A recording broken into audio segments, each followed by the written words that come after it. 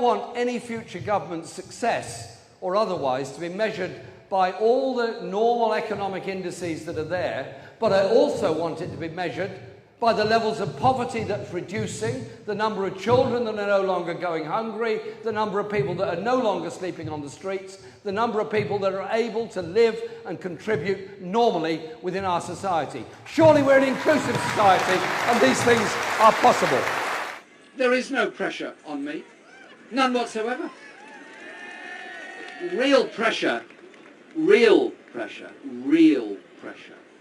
is when you don't have enough money to feed your kids, when you don't have a roof over your head,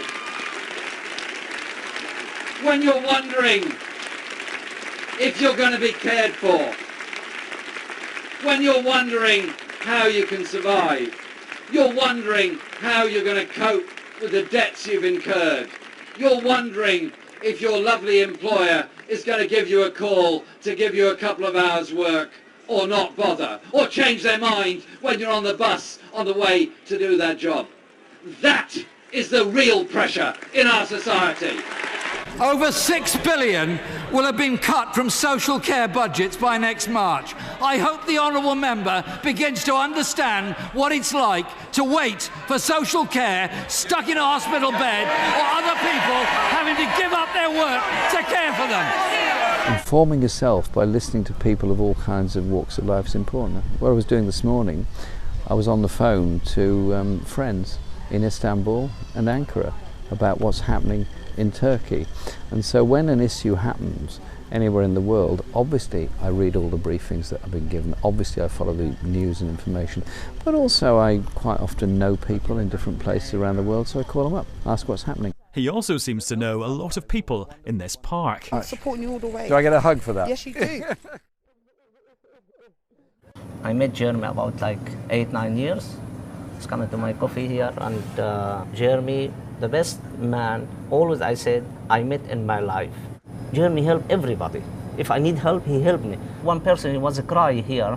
It was Jeremy here sitting at the table. He's sitting behind him. And he said, my daughter and me will be homeless. We said, Jeremy, please, can you help me? Jeremy said, come to my office. And the man disappeared 2 weeks and come back. He said, I'm very happy. I go home. My daughter, she not to be in the street. This is Jeremy. I never see a man like him. I never see a man like him. A mile away from where we stand today stood a young woman alongside thousands of local people, trade unionists, socialists, communists, Christians, Jews, Muslims, people of all and no faith. They stood here, and it was told to me in great detail, with one simple aim: to stop Oswald Mosley and his fascists marching through the East End. That woman was my mother. She stood here, along with so many others. She wanted to live in a world, as we all do, that's free from xenophobia and free from hate.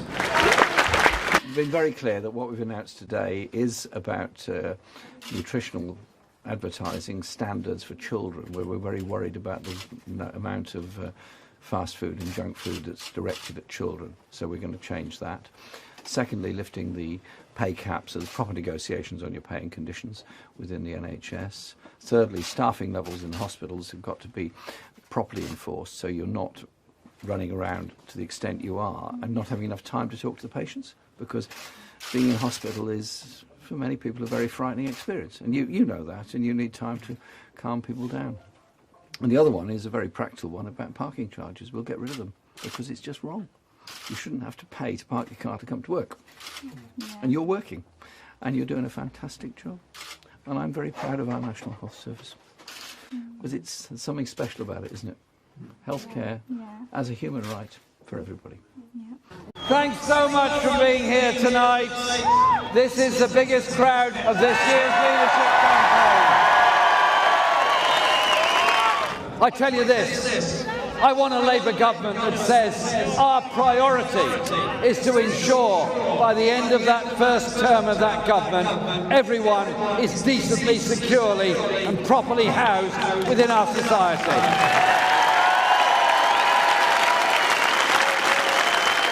Just finally, take us on a bit of a journey. What is it going to feel like if you walk over the steps of number 10? What will that feel like to you? Very exciting, because we have a responsibility to do something about poverty, about division, and about lost opportunity in our society. A government that changes the whole economic and social narrative in Britain. Very, very exciting.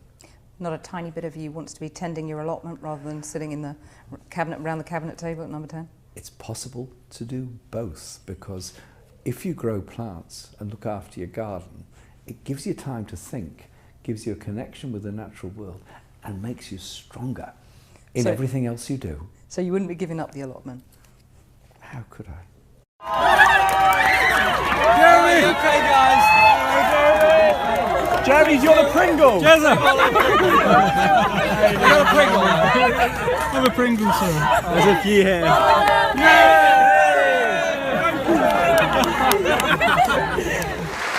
My ideas, they're not easy, they're not simple, but a world based on the aspiration of decency, human rights and justice rather than nuclear weapons and the ability to destroy is something surely that's well worth striving for and working for. We want our children to be born in the best circumstances and grow up as healthy as possible, because every child that is undernourished or obese or both actually becomes quite often the heart patient of the future, the cancer patient of the future, the diabetic of the future. It's about how we treat everybody in our community. So I'm very proud of our pledge that a Labour government will ensure that every child in every primary school gets a free meal every day, eaten together.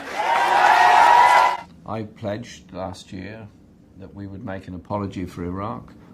We did so, and the Chilcot report came out, and I just felt this horror. But people like yourself that suffered in Iraq, those that died in Iraq, people then say, well, what was it all for?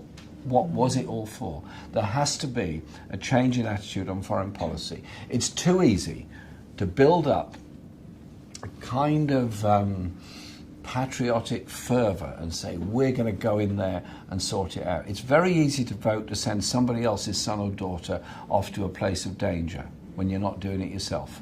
And so I've spent my life on opposing these things and want to see foreign policy based on peace, based on democracy, based on human rights and based on justice. And in the ministerial things that we may well be appointing in the future, let's have a Minister for Disarmament and a Minister for Peace as well. For those people struggling on low pay, struggling on 0 hours contracts, not knowing what's coming from 1 week to the other, not knowing if they'll be able to pay the rent, not knowing if they're going to be homeless, not knowing if their children will end up in care. That's the kind of brutal pressure that's put on people every day of the week in this country. Hello, mate. I'll just do this. Can you do this picture? Yeah, of course I am. I want to chat with Angela about this, because we're quite a big armed forces. I met some of you when I came to Angela's event here.